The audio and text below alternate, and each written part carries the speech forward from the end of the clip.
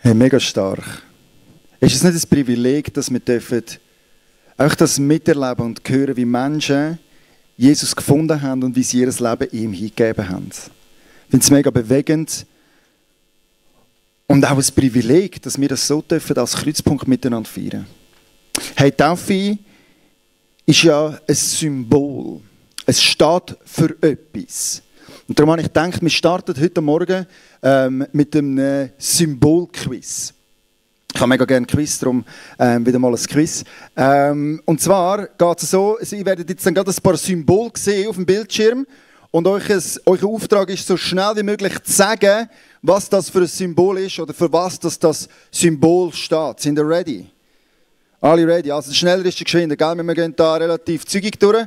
Kannst du schon mal das erste Symbol bringen? Was ist das für ein Symbol? Pi, genau, richtig, korrekt. 100 Punkte für alle, die das gesagt haben. Ich habe einfache und schwierigere Symbole drin, also es ist nicht alles so einfach, gell? Kannst du schon mal das nächste bringen? Was ist das für ein Symbol? Louis Vuitton, genau. Die Meli war die erste. Hä?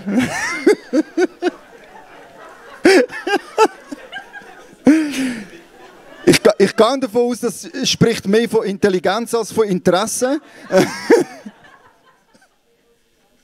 Genau. Okay, jetzt kommt ein bisschen schwieriger. Das nächste Symbol, wer kennt das Symbol? Oh, sehr gut. Vatikan habe ich gehört. Sehr gut, das ist richtig. Das ist am Papst sein Symbol. Also das ist nicht nur der Vatikan, sondern auch das ist das Siegel vom Papst, höchstpersönlich. Ich kann es auslehnen für das Quiz heute. Nächstes Symbol, was ist das für ein Symbol? Nice, da haben wieder alle gleichzeitig. Sehr gut. 100 Punkte für alle. Nächstes Symbol, das ist natürlich ganz ein gutes. Ja, oh, so nah. Nein, falsch. Also das gibt Minuspunkte. Nein, nochmal mehr Minuspunkte. Sicher nicht Lakers. Das sind LA Rams. Das beste Footballteam, das es gibt. Genau. Also, nächstes Symbol. Was ist das für ein Symbol? Oh, Schweiz ist fast richtig. Es ist Victorinox. Genau. Das ist nämlich nicht ein normales Schweizer Kreuz. Interessanter Seitenfakt. Es ist übrigens verboten, auf seine Produkte ein Schweizer Kreuz drauf zu tun. Victorinox ist eine der wenigen Unternehmungen, die eine extra Erlaubnis hat, um das Schweizer Kreuz auf ihre Produkte drauf zu tun. Genau. Nächstes Symbol. Oh, das ist auch ein gutes. Wer kennt das?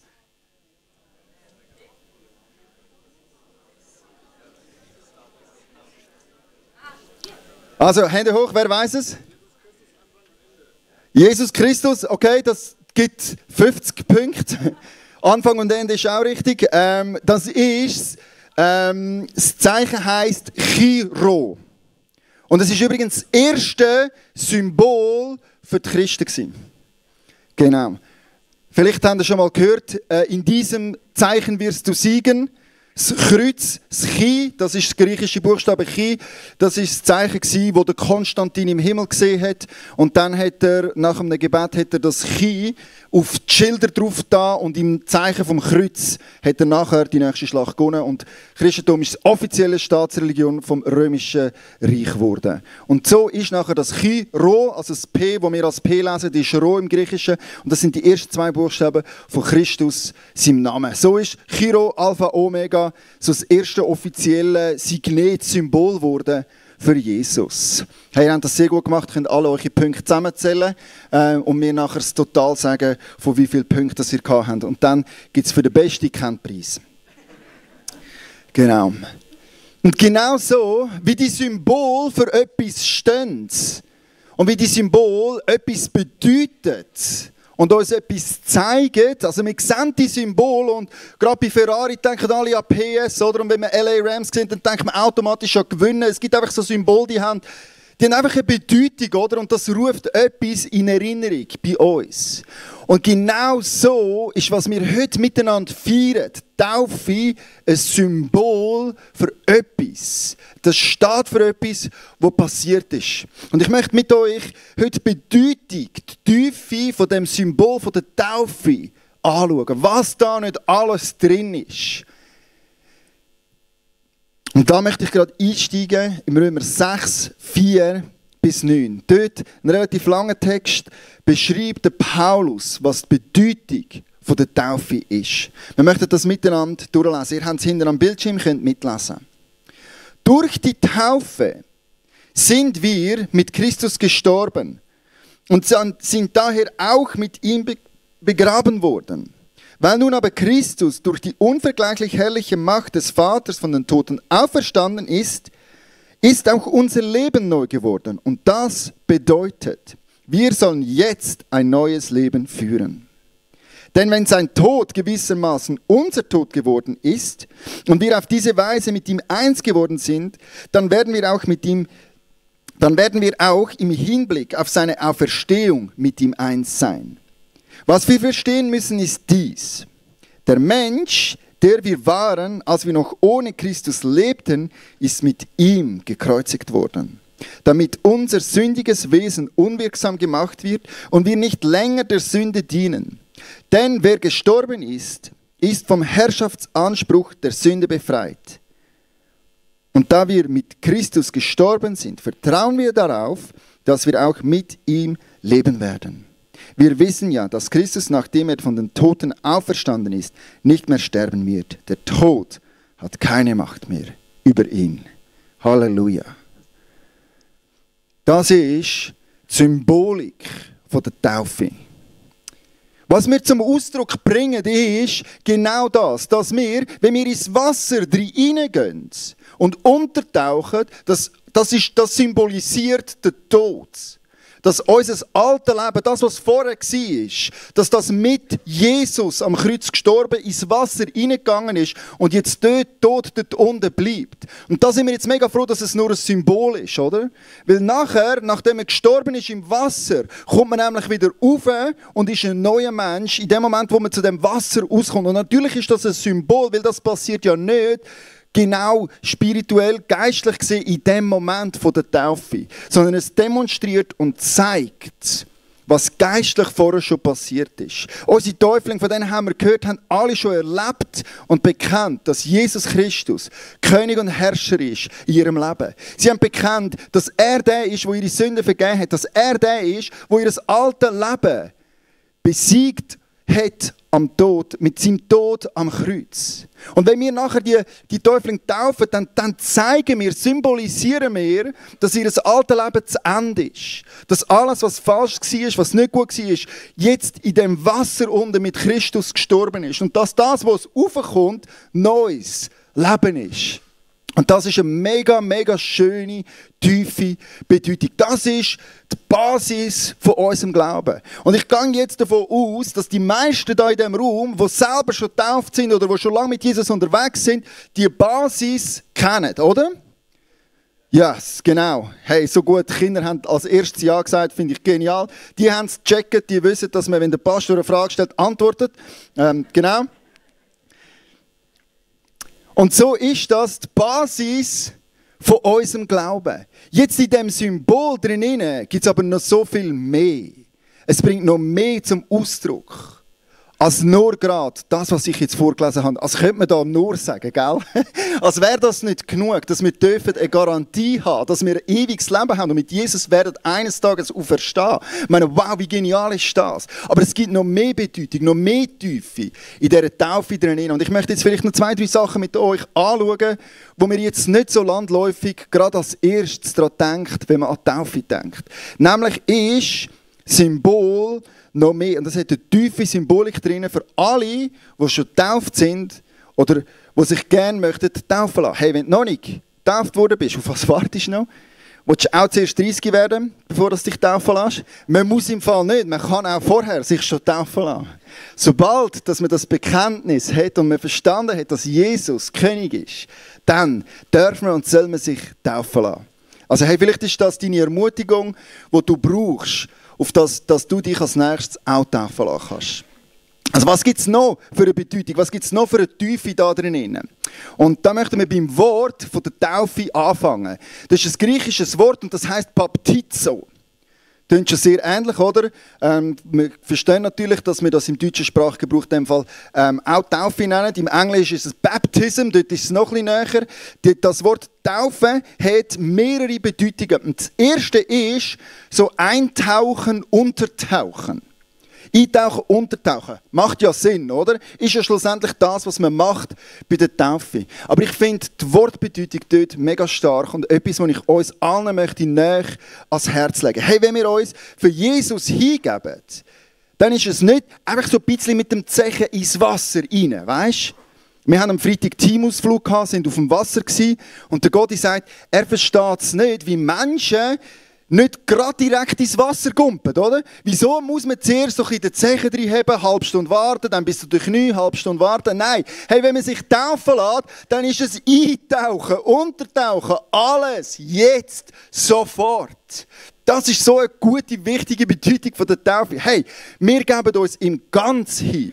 Alles ist tauft. Nicht nur der Zeichen ist tauft, sondern unser ganzes Leben mit allem, was wir haben, ist für ihn hingegeben. Er hat alles gegeben für uns, also geben wir ihm jetzt auch alles. Unser Leben ist eingetaucht, untertaucht, vollkommen in dieser Liebe von Jesus.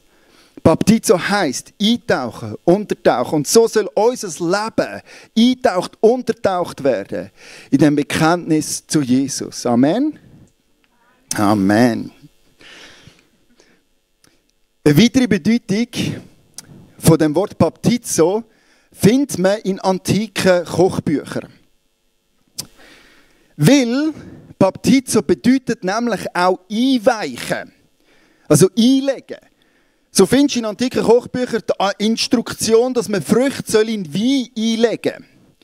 Und dann mariniert das, oder? Und dann tut das sich so aufsaugen mit all dem, was dort ist, sodass so richtig durchtränkt wird, oder? Am Anfang, wenn du die Früchte in Wein einlegst, hat es noch kein Wein in diesen Früchten.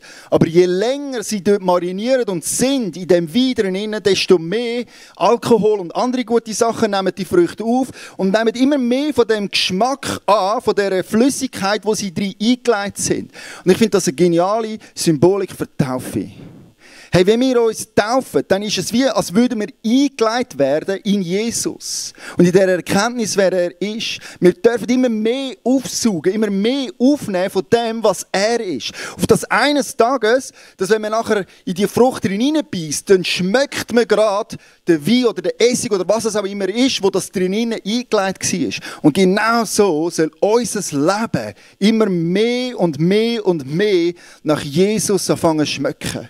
Soll immer mehr durchdrängt werden, immer mehr aufnehmen von dem, was Jesus für uns hat. Auf das unser Leben ein Zeugnis darf sein für das, was er für uns da hat. Ist das nicht genial, dass wir dürfen wie so eine Frucht eingeleitet werden in der Erkenntnis von Jesus? Das ist eine weitere Bedeutung von Taufe. Also kommt nicht nur beim Untertauchen vor, sondern kommt auch in antiken Kochbüchern vor. Baptizo heisst einweichen, einlegen. Unser Leben soll nicht nur ganz hingegeben sein, Jesus, ganz untertaucht sein, sondern es soll auch immer mehr aufnehmen und so werden wie der Jesus. Das darf und soll nach der Taufe passieren. Also hey, was hat es noch für eine Bedeutung, die Taufe? Und da kommen wir jetzt zu einem mega, mega coolen Teil, ganz speziell vom heutigen Tag. Wir lesen nämlich im 1. Korinther 12, Vers 12 bis 13. Dort lesen wir Folgendes. So wie unser Leib aus vielen Gliedern besteht und diese Glieder einen Leib bilden, so ist es auch bei Christus. Sein Leib, die Gemeinde, besteht aus vielen Gliedern und ist doch ein einziger Leib. Denn wenn wir alle mit demselben Geist getauft wurden und gehören dadurch zu dem einen Leib von Christus, ganz gleich, ob wir nun Juden oder Griechen, Sklaven oder Freie sind. Alle sind wir mit demselben Geist erfüllt worden. Und im Galater 3, Vers 26, den Vers habe ich nicht für euch hinten drauf, aber ich möchte den jetzt noch anhängen. Dort steht, denn durch den Glauben an Jesus Christus seid ihr nun alle Kinder Gottes geworden. Ihr gehört zu Christus, weil ihr auf seinen Namen getauft seid. Jetzt ist es nicht mehr wichtig, ob ihr Juden oder Griechen, Sklave oder Freie, Männer oder Frauen seid. In Christus seid ihr alle eins. Checkt ihr den Link? Wir sind getauft auf den Namen Jesus. Auf das wir dazugehören zu seinem Leib. Also die Taufe ist nicht nur ein Symbol für Vergebung und für ewiges Leben und für Nachfolge und Hingabe und öffentliches Bekenntnis. Es ist auch ein Symbol von der Zugehörigkeit zum Leib Christi. Wenn wir heute Morgen miteinander feiern, dass 4 Menschen ihr Leben hingeben, bedeutet das, der Leib hat an Gewicht gewonnen. Und das ist gut, weil es ist Muskelmasse und nicht Bauchfett, wo heute der Leib Christi dazu bekommt. Der Leib Christi ist gewachsen heute Morgen. Wir haben Menschen, die bekennen, hey, ich gehöre da dazu. Und ist das nicht genial, dass Taufe, das öffentliche Bekenntnis, auch ein Bekenntnis von der Zugehörigkeit ist? Und das ist ein Teil, den wir gar nicht so richtig verstehen. Wenn dort steht, Juden, Griechen, Frauen, Freie, Sklaven. Wir müssen verstehen, dass das unglaublich bahnbrechend war. Dass jetzt durch Jesus Christus alle Nationen dieser Welt zum Leib dazugehören. Das war nicht normal. Und das ist auch heute noch nicht normal. Und umso schöner, dass wir heute Morgen feiern dürfen, dass das, was Gott schon lange versprochen hat, schon lange prophezeit hat, schon lange hat geplant hat, heute da vor uns in dieser Kirche Realität werden. Er hat dem Abraham versprochen, ich werde dich segnen und Nationen von dieser Welt werden gesegnet werden. In diesem Versprechen drinnen. Wir lesen die Erfüllung von Jesaja 56, 6 bis 7. Heute Morgen dürfen wir das feiern. Ich lese es vor aus Jesaja 56, 6 bis 7. Ich, der Herr, verspreche, die Ausländer, die sich zu mir zugewandt haben, die mir dienen und mich allein lieben, sie werde ich zu meinem heiligen Berg führen. Sie dürfen meinen Tempel betreten und sich an diesem Ort des Gebets von Herzen freuen. Denn mein Haus soll für alle Völker ein Ort des Gebets sein. Hey, wir alle, die nicht zum jüdischen Volk gehören, sind Ausländer, die keinen Zugang zum Tempel haben. Und doch hat Gott sein Versprechen erfüllt und gesagt, es wird der Tag kommen, wo alle Nationen werden kommen, um miteinander mich anzubeten, um mich zu loben und zu preisen. Und wie genial ist das, dass wir heute Morgen die Erfüllung von dieser Prophezeiung da miteinander dürfen erleben. Wir haben Menschen aus Pakistan, die kommen und sagen, ich gehöre zu Jesus. Ich lasse mich taufen und ich gehöre zu dieser Kirche, zu dem Leib Christi dazu. Wir haben jemanden aus Syrien, der sagt, Jesus ist für mich gestorben am Kreuz, ich gehöre da dazu. Die Erfüllung vom Versprechen von Abraham ist Realität da unter uns. Wir haben jemanden aus der Ukraine, der sagt, ich bin dazu, ich gehöre da dazu. Jesus ist mein Retter, er ist mein Herr, ich gehöre zu dem Leib dazu. Wir haben jemanden aus der Schweiz, der sagt, Jesus, du bist mein König. Mein Leben gehört dir und ich lasse mich taufen auf deinen Namen, auf das, der Leib Christi, divers und vereint, alle Nationen von dieser Welt widerspiegeln. Und es berührt mich zutiefst zu erleben, wie heute Morgen, dass da einfach Realität ist. Wie das Versprechen, das Gott gemacht hat, Form annimmt und da Realität werden. Hey, lass uns Sorge tragen zu dem Leib Christi. Er ist wertvoll. Und ich möchte dich jetzt fragen, hey, wie verstehst du deine Taufe? Hast du gewusst, dass du eingetauft bist in eine Liebe, in eine Gemeinschaft, in eine Zugehörigkeit? Und vielleicht nochmal auf den Witz zurück, den ich am Anfang gemacht habe. Hey, was bist du? Bist du Muskeln oder eher doch ein bisschen Bauchfett? Mein Wunsch ist für uns Kreuzpunkt, dass wir ein lebendiger Leib Christi sein dürfen, der schön ist und der den Auftrag Gottes in dieser Welt ausführen darf. Lass uns das nicht vergessen, dass mit der Taufe wir auch Zugehörigkeit zum Leib Christi zum Ausdruck bringen. So möchte ich jetzt beten, bevor wir nachher einsteigen in eine Zeit der Anbetung, wo wir den Jesus mit Wort und mit Musik feiern und preisen. Himmlischer Vater, ich danke dir von ganzem Herzen, dass wir zu dir dazugehören und dass du ein treuer Gott bist, der seine Versprechen erfüllt. Dass du Versprechen, die du vor Tausenden von Jahren gemacht hast, einfach immer und immer wieder erfüllst. Und ich lobe und ich preise dich, dass wir heute Morgen feiern, dass Menschen gerettet worden sind. Dass sie rausgerufen worden sind und dass sie jetzt mit dir leben. Ich lobe und ich preise dich, dass wir eine Gewissheit auf ewiges Leben haben. Dass, weil du auferstanden bist, auch wir dürfen auferstehen, sind wir doch auf deinen Namen getauft. Und ich danke dir, dass wir dazu dürfen gehören, dass wir in dein Lieb hinein getauft worden dürfen sein. Und ich bitte dich, dass du uns hilfst, Sorge zu tragen zu diesem Lieb. Auf dass er immer mehr wird wie du. Und dass wir dir dürfen entsprechen. Ich erhebe dich, Jesus Christus, als Haupt von dieser Kirche. Amen. Amen. Lass uns miteinander einsteigen in eine Zeit der Anbetung, wo wir Jesus die Ehre geben und ihn gross machen.